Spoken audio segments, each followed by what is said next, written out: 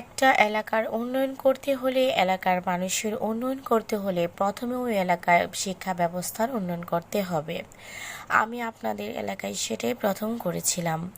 রায়পুর উপজেলা উত্তর বাখরনগর ইউনিয়নে আসন্ন উপজেলা পরিষদ নির্বাচনের মতবিনিময় সভায় একথা বলেন উপজেলা চেয়ারম্যান লায়লা কানিজ লাকী। বৃহস্পতিবার বিকেলে উত্তর বাখরনগর বাজারে রায়পুরার রাখাল রাজা রাজিউদ্দিন আহমেদ রাজু এমপির পছন্দের মনোনীত চেয়ারম্যান পদপ্রার্থী লায়লা কানিজ lucky, vice chairman Suman Mia, মহিলা ভাইস চেয়ারম্যান জোসনা বেগমকে নিয়ে এমপি রাজুর প্যানেলে সকলের কাছে ভোট চান। লায়লা কানিজ লাকী তার বক্তব্যে বলেন, ডেস্ক রিপোর্ট, রায়পুরার সেরা খবর। আপনারা জানেন, একটা ইউনিয়নের উন্নয়ন করতে হলে, একটা মানুষের উন্নয়ন করতে প্রথম শিক্ষা ব্যবস্থা উন্নত করতে হয়।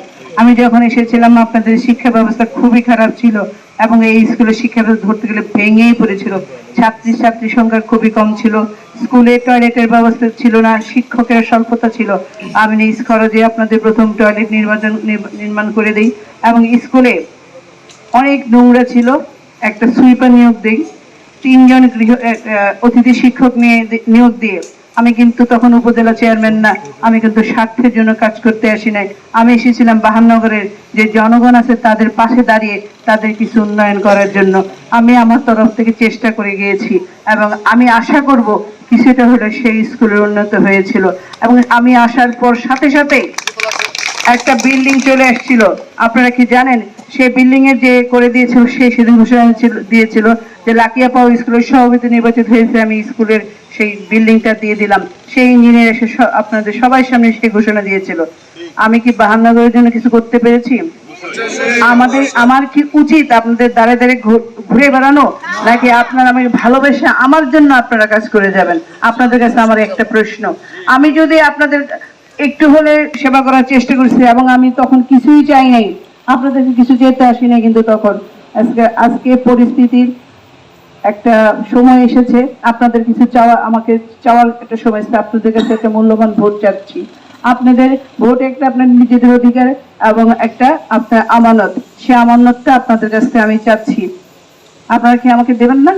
তাহলে আজকে একটা সময় এসেছে, আপনারা যদি আপনাদের এই মূল্যবান ভোটটা দিয়ে আমাকে নির্বাচিত করেন, দিয়ে নেই। আমি উপজেলায় বসে আপনাদের অনেক সমস্যার সমাধান দিয়েছি, আমি ইউনিয়ন পরিষদের চেয়ারম্যানের অফিসে এসে সেই সমস্যার সমাধান দিয়েছি।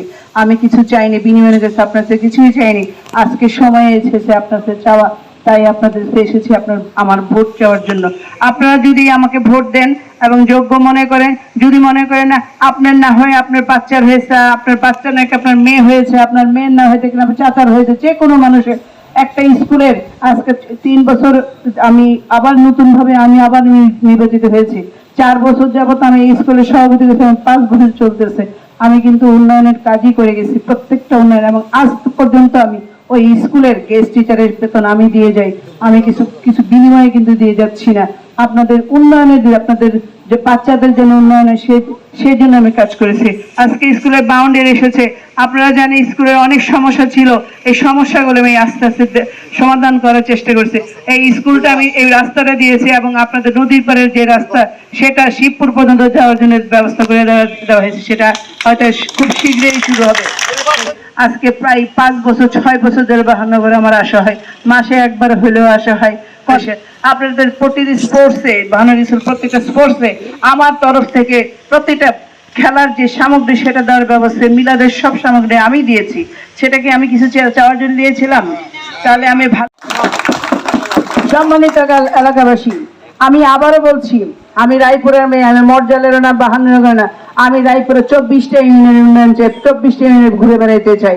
মাননীয় প্রধানমন্ত্রী স্মার্ট বাংলাদেশের স্বপ্ন আমাদেরকে দেখিয়েছিলেন এবং দেশ এখন স্মার্ট বাংলাদেশে রূপান্তরিত। সবার হাতে আজকে মোবাইল, তাই না?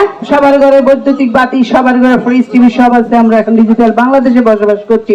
আগামী 2041 সালে স্মার্ট বাংলাদেশ করার যে প্রত্যয় নিয়ে প্রধানমন্ত্রী এগিয়ে যাচ্ছেন, সেই প্রত্যয়কে সামনে রেখে এবং আমার নেতা জনাব রাজিউদ্দিন রাজুভাইয়ের হাত ধরে যদি আমাকে আগামী 5 বছরের জন্য এই 20 দিন আছে মতো 20-22 দিন কাজ করে আমাকে নির্বাচিত করেন, কথা দিয়ে যাচ্ছি আপনাদের পাশে থেকে রাজু ভাইয়ের হাত ধরে বাংলাদেশের মধ্যে রায়পুর উপজেলাকে একটা স্মার্ট উপজেলা হিসেবে আপনাদের সামনে উপস্থাপনা করব।